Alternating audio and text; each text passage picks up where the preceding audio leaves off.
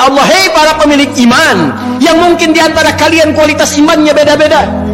Ada yang kalian imannya kuat sehingga kedudukannya merasa dekat denganku. Jangankan dipanggil dalam salat fardu, bahkan sebelum datang fardu tergerak menunaikan salat sunnahnya. Bahkan sebelum datang subuh sudah bangun untuk tahajudnya. Bahkan tidak menunggu Ramadan, Senin Kamis dia kerjakan sunnahnya. Ayam ubid dia tunggu-tunggu walau belum tiba waktunya, yang dekat dengan Allah. Ada yang biasa-biasa mutawasid menengah, salat nunggu fardu, puasa nunggu Ramadan, tapi iman masih melekat dalam dirinya walaupun keadaannya di tengah-tengah hubungannya dengan Allah Subhanahu wa taala.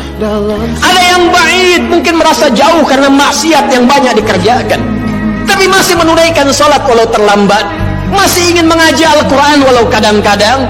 Demi Allah saya katakan, sifat Rahman Allah menjadikan baik yang imannya kuat, menengah ataupun jauh disamakan oleh Allah Subhanahu wa taala dengan panggilan ini. Seakan Allah ingin mengatakan, saya tidak peduli sepanjang kalian masih ada iman dalam jiwamu dan datang memenuhi panggilanku, maka aku akan jadikan yang jauh aku dekatkan, yang menengah aku lekatkan, dan yang dekat aku semakin berikan kedudukan di sisiku. Maka berbahagialah ketika ada panggilan kita respon. Itu cara Allah untuk meningkatkan keimanan kita dan mendekatkan kedudukan kita dengan Allah Subhanahu wa taala. Dilukiskan dalam Al-Quran suasana yang sangat dahsyat. Yauma ya'addu, pada masa itu ada orang-orang yang sampai menggigit jarinya dengan keras.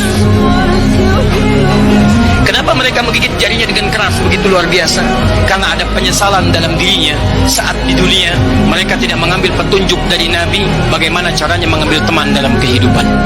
Sampai mengatakan, ya laitani, ya Allah saya nyesal, ya Allah saya nyesal, mattakhadtu ma'ar rasuli sabila, saya tidak mengambil petunjuk Rasulullah SAW saat berada di dunia. Ya wailata laitani ma attakhidhu fulanan khalila, ya Allah celaka saya, nyesal saya, kenapa saat di dunia saya mengambil dia sebagai teman dekat saya, kenapa saya bersahabat dengan dia.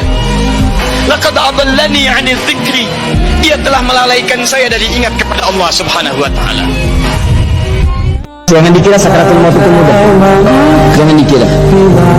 Nanti saat peristiwa itu terjadi, akan ditampakkan kebiasaan-kebiasaan orang yang akan wafat itu.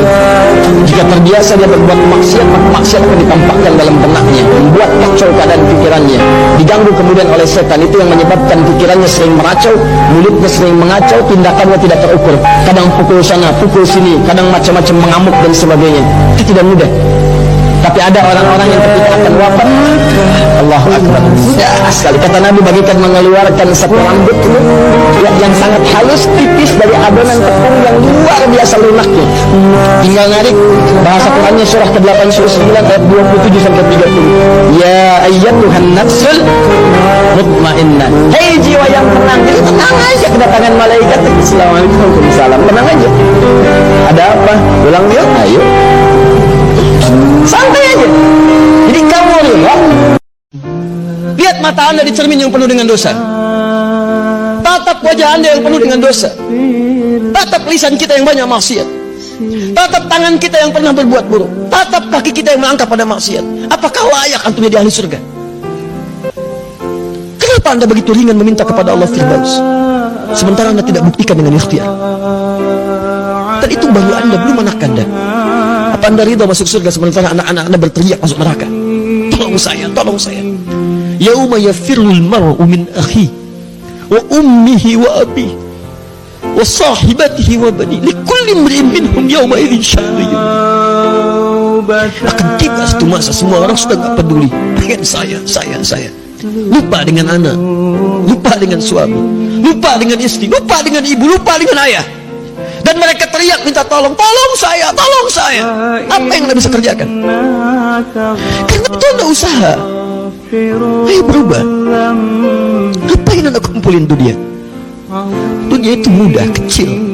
Kalau ada nilainya hanya sebesar sayap nyamuk saja, Allah nggak akan berikan kepada orang yang nggak beriman.